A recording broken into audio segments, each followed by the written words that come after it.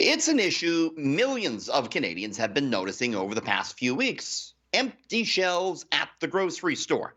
Those in the industry are calling this the perfect storm. You've got a supply chain that's already stretched to the max. Then you add in vaccine mandates, bad weather, and a labor shortage to top it all off. So the big question today is, how long is this going to last for? I talked to a spokesperson for the Canadian Retail Council of Canada, and she says the big issue facing grocery stores is really so-called absenteeism, a staff shortage. She says a couple of weeks ago, 20% on average of staff were out sick or quarantining at grocery stores, though there is a glimmer of hope on the horizon.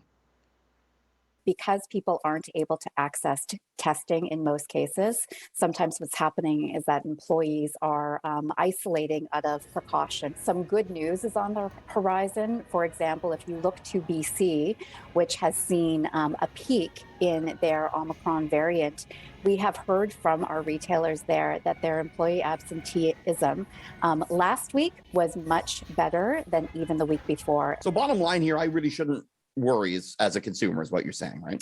You absolutely shouldn't worry. We really need to underscore that there is food on grocery store shelves, and there is no threat to the overall robustness of the food supply system. On top of Omicron, there's also the relatively new issue of the trucker vaccine mandates on both sides of the border.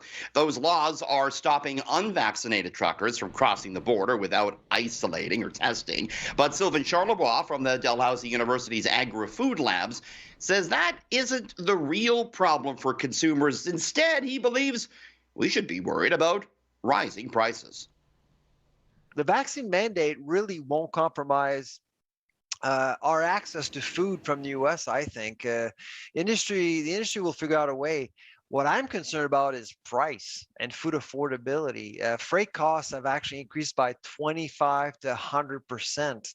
That to me is a concern, and we are expecting some section of the grocery store to be impacted by that. In particular, produce and all the dry goods you would find in the center of the store. So you're saying this whole supply chain mess that we have going on right now, that could make my salad, my veggies cost more soon? Here's the question I have. Will importers drastically increase prices all of a sudden, or will they incrementally increase prices over several weeks, not to spook consumers? I don't know what's going to happen, but what is certain is that prices will be going up. Now, the talk about rising prices is particularly concerning for consumers because the team at Dalhousie University was already projecting food prices to go up by about $1,000 per family this year, even before the supply chain troubles set in.